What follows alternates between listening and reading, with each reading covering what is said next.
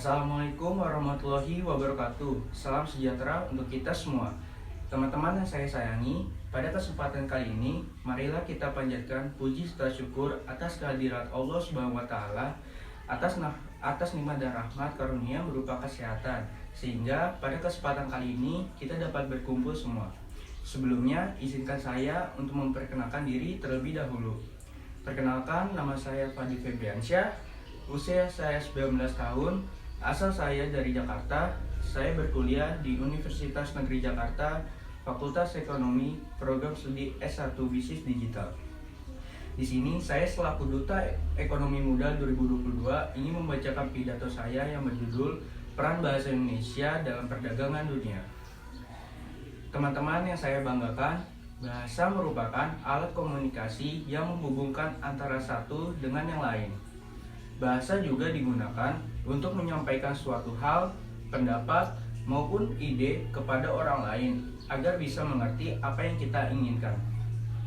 Bahasa Indonesia yang memiliki peranan dalam bidang ekonomi digunakan sebagai alat untuk membantu kelancaran berkomunikasi dalam bidang ekonomi dan membantu cara berpikir yang lebih modern dalam memberikan pendapat atau memecahkan suatu masalah.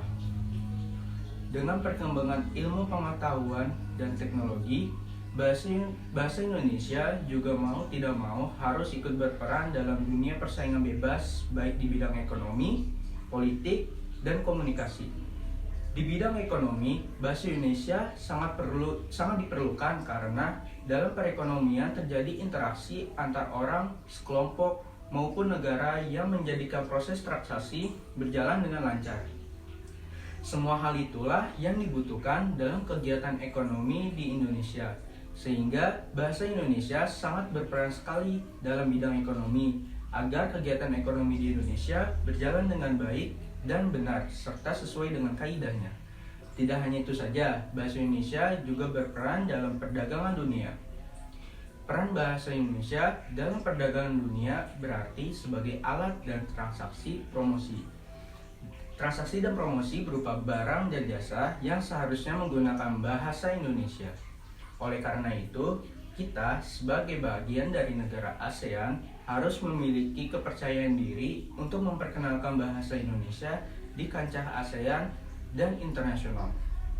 Selain itu, peran bahasa Indonesia dalam perdagangan dunia juga harus bersifat persuasif, yang dimana bahasa Indonesia dapat mempengaruhi orang lain untuk membeli produk barang atau jasa yang ditawarkan, dan bahasa Indonesia harus memiliki nilai jual sehingga masyarakat tertarik untuk membeli produk yang ditawarkan. Upaya menjadikan bahasa Indonesia dalam perdagangan dunia tidak cukup dilakukan oleh pemerintah saja, namun perlu dukungan dari masyarakat Indonesia itu sendiri. Peran kita sebagai masyarakat Indonesia harus menjunjung dan mencintai bahasa Indonesia terlebih dahulu dengan penggunaan label atau nama produk menggunakan bahasa Indonesia. Kekuatan ekonomi, politik, dan militer berdiri saling melengkapi dan menopang satu sama lain. Jika salah satu kekuatan tersebut semakin menguat, maka kekuatan-kekuatan yang lain akan ikut menguat bersamaan. Maka proses pengenalan dan penyebaran bahasa Indonesia dalam perdagangan dunia tentu akan lebih cepat terlaksana. Teman-temanku yang saya banggakan, dalam isu peran bahasa Indonesia terhadap perdagangan dunia yang saya bawakan ini, terdapat beberapa dampak positif dan negatif yang mungkin bisa terjadi di masa depan nanti. Dampak positifnya yaitu bahasa Indonesia akan jauh lebih dikenal di berbagai negara. Bahasa Indonesia akan lebih banyak diminati di seluruh dunia. Jika warga Indonesia kurang dalam berbahasa internasional yang lain, maka warga Indonesia tertolong karena bahasa Indonesia menjadi bahasa internasional juga dalam perdagangan dunia dan bisa menjadi kebanggaan bagi negara Indonesia karena bahasa kita, yaitu bahasa Indonesia, akan semakin banyak digunakan di perdagangan internasional. Selain dampak positif, terdapat pula nih dampak negatifnya, yaitu apabila perdagangan dunia mempengaruhi bahasa Indonesia, maka ruang lingkup terhadap bahasa Indonesia lebih terbatas. dikarenakan sudah banyak bangsa lain yang menduduki bangsa Indonesia. Jika bahasa Indonesia telah menjadi bahasa internasional dalam perdagangan dunia, mungkin bisa jadi pemerintah atau orang-orang besar di Indonesia akan diambil alih dan akan mudah dipengaruhi oleh banyak warga negara ASEAN, bahkan negara-negara asing.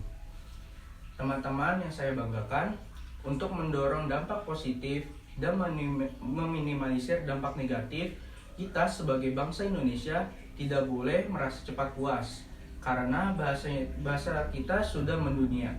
Lalu kita juga harus menjaga kerjasama antar seluruh warga negara Indonesia agar bahasa kita bisa tetap menjadi bahasa Indonesia dalam perdagangan di kancah internasional. Lalu pemerintah juga harus ikut andil dengan cara memperkuat pertahanan hukum terkait dengan peran bahasa Indonesia terhadap perdagangan dunia. Teman-temanku yang saya banggakan, melihat dari dampak negatif, saya sebagai Duta Ekonomi Muda 2022 akan membuat program yang bernama Go Entrepreneur. Di program tersebut, saya bekerja sama dengan beberapa tokoh entrepreneurship untuk membuat para pebisnis yang masih kurang dalam menggunakan bahasa Indonesia yang baik dan benar. Program tersebut berisikan mengenai bagaimana menggunakan bahasa Indonesia, akan mengajarkan bahasa Indonesia yang baik dan benar dalam perdagangan dunia. Tujuan dari program ini supaya bahasa Indonesia bisa menjadi bahasa internasional dalam perdagangan dunia. Dengan diberlakukannya program ini, nantinya akan membangun kehidupan di bidang perdagangan menjadi lebih kuat sehingga tidak mudah terpengaruh oleh negara lain. Teman-teman yang saya banggakan, demikian pidato yang telah saya sampaikan ini. Semoga pidato yang telah saya bacakan ini bisa bermanfaat untuk teman-teman semua. Apabila ada kesalahan tutur kata yang kurang berkenan, mohon dimaafkan dengan sebesar-besarnya. Terima kasih atas perhatiannya. Kurang lebihnya mohon maaf. Wassalamualaikum warahmatullahi wabarakatuh.